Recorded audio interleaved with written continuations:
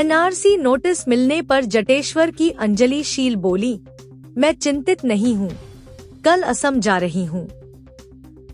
नमस्कार दर्शकों, अलीपुरद्वार जिले के फालाकाटा ब्लॉक अंतर्गत जटेश्वर क्षेत्र की रहने वाली गृहिणी अंजलि शील को आखिरकार एनआरसी का नोटिस प्राप्त हुआ।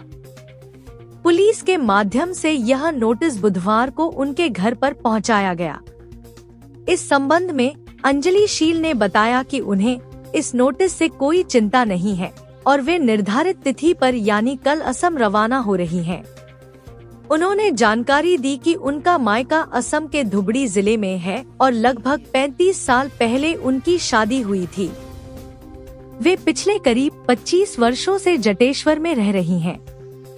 गौरतलब है कि गत मंगलवार से एनआरसी नोटिस को लेकर इलाके में चर्चाएं तेज थी और नोटिस की प्रतिक्रिया सोशल मीडिया पर वायरल हो रही थी। लेकिन अंजलि शील को यह नोटिस आज ही औपचारिक रूप से प्राप्त हुआ।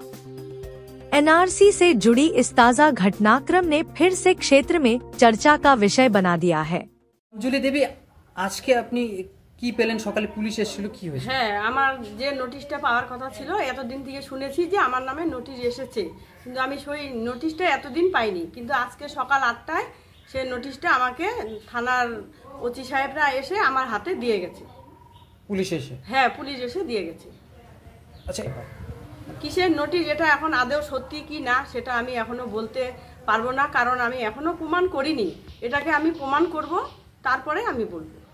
আপনাদের ডাকার দরকার হবে তখন আমি নিজেই ডাকবো আপনাদের। চাইছে আপনাকে নিয়ে গোটা রাজ্যে চলছে যে এনআরসি বিরোধী আন্দোলন। হ্যাঁ, স্বয়ং মুখ্যমন্ত্রীও এই কথা বলেছিলেন যে এনআরসির বিপক্ষে তিনি হাঁটবেন, এনআরসির প্রতিবাদে তিনি পথে নামবেন।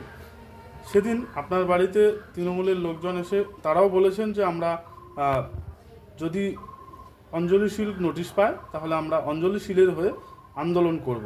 কি বলবেন এই বিষয়ে? আমি কোনো রাজনৈতিক দলে আমি আগেও যাইনি, এখনো আমি যাব না। আমার যাওয়ার হলে আমি জিনিসটাকে, আমার যে নোটিশটা আমার জন্য আসছে সেটাকে আমি আগে যাচাই করব, তারপর। এখনো পর্যন্ত পাওয়ার পর কি মনে হচ্ছে আপনার যে এটা সত্যি না মিথ্যা? সত্যি মিথ্যা এটাকে আমি এখনো প্রমাণ করতে পারিনি। যেখান থেকে আসছে সেখানে আমার যেতে হবে, তাকে প্রমাণ করতে হবে, তারপর। আমি এটা নিয়ে এখনো কিছু বলতে পারছি না। না, ভয়ের ব্যাপার না, আমাকে এটা তো প্রমাণ করতে হবে।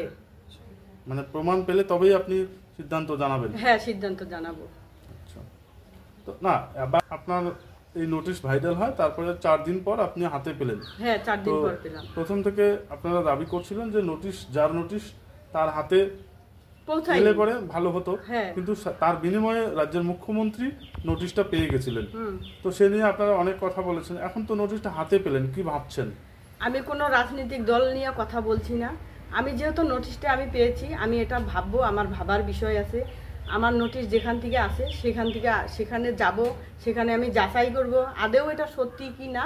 তারপরে আমার প্রয়োজন হলে আমি আপনাদের আবার ডেকে কথা বলবো। আপনি কি একা যাবেন নাকি কোনো মানে উকিল নিয়ে যাবেন বা উকিলের পরামর্শ নিয়ে উকিল পাঠাবেন? সেটা যেহেতু আমার আসাম থেকে আসছে, সেটা আমার আসামে যেতে হবে। আমার ভাই আছে, আমার বাবা আছে, তারা ওইখানে আত্মীয় স্বজন অনেক আছে, তাদেরকে নিয়ে আমি বিষয়টা ভাববো কি করা যায়, কি করলে ভালো হবে, বা এটা আদৌ সত্যি কি মিথ্যা সেটা আমি ওখানে গিয়ে যাচাই করবো।